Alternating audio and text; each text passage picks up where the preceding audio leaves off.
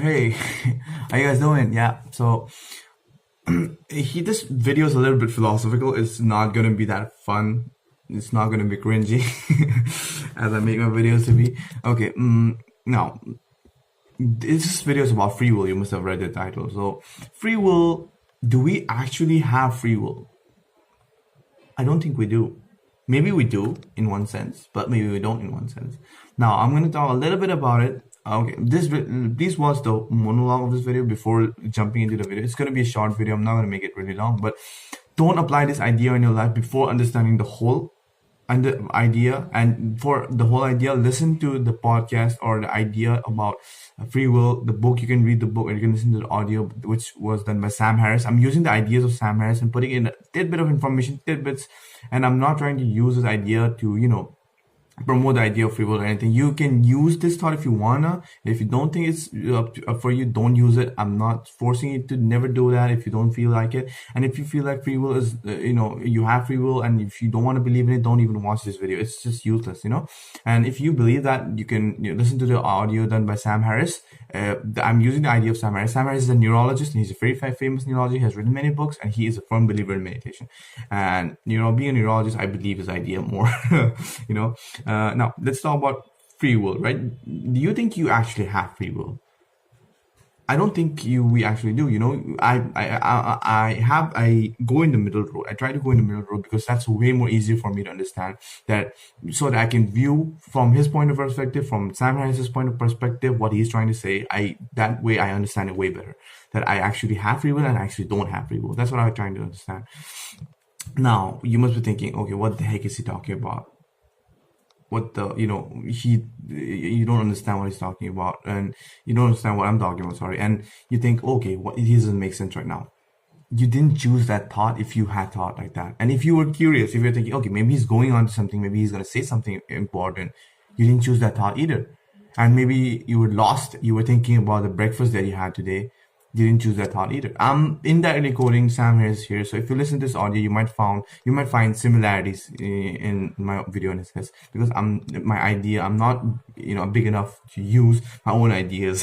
I don't have my own ideas. I'm just a teenager. I'm dumb. Okay, now thinking about it, that we don't actually have free will can be, you might think, okay, if we don't have free will, what's the use? What am I even doing this? Should I just smoke cigars and die? No, don't do that.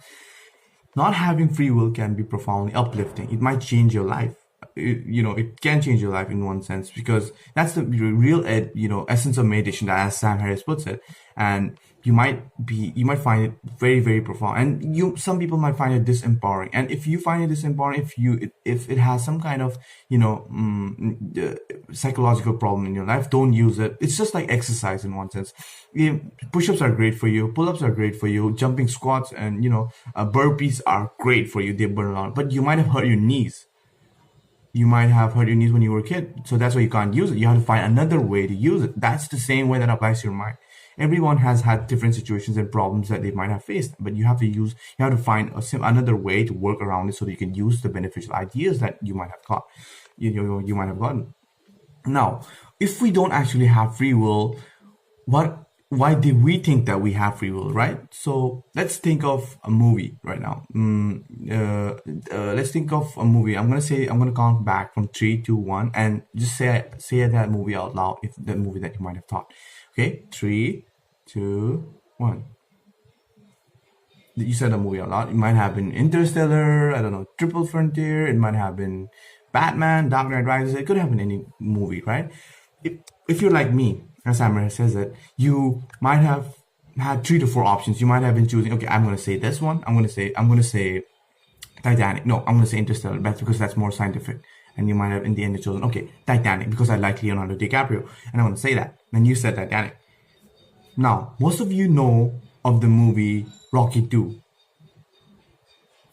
Okay, let's remove all those ideas about the movies that you don't know. If your life depended on this question, you wouldn't be able to answer it, because if you don't know the movie, how would you answer it? But what if the options that you had, 4 to 5 options, they were limited. These are the only options that you had. Now, this idea, this question, this exercise is as much of a free will as you can get. If you don't find free will in this, you will never find it anywhere else.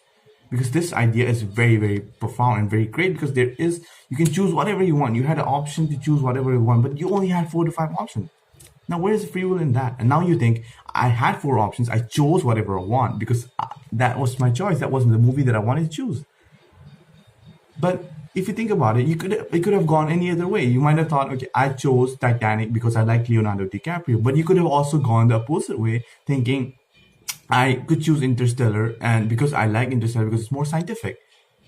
Now, where is the free will in that? You could have thought about it anywhere. We tend to believe that our life could be different if we would have changed our past experience, but it doesn't match with the neurology and the physics that we have in our world. It just doesn't. You might, if you might think that if we would have changed, something would have been different, your life would have been different, and you might think that, but I don't believe that. If you would have changed this idea that I have said right now, and if you rewinded it, you might think that my thoughts might have changed. I might have said something else, but I don't see why would I say something else, because we don't know that. Okay, this idea is a little bit difficult to understand, and I recommend you guys to listen to this Sam Harris's podcast. You can listen to his podcast, or you can listen to his mindfulness app, Waking Up by Sam Harris. I think this idea was very important for me. And this is not by far, I'm saying this is not a complete observation or anything. It's just a little tidbit of idea that I wanted to give you guys. So go listen to his podcast, and you might like it, because I liked it a lot. First time I listened to that audio about free will, I didn't understand it at all, and I'm sure most of you must be bewildered by it. You must be thinking, what the heck is he talking about? But if you listen to it 3-4 times again and again, you might get a little bit of idea about what he's trying to say. So go ahead and listen to his audio. Yeah, thanks for watching.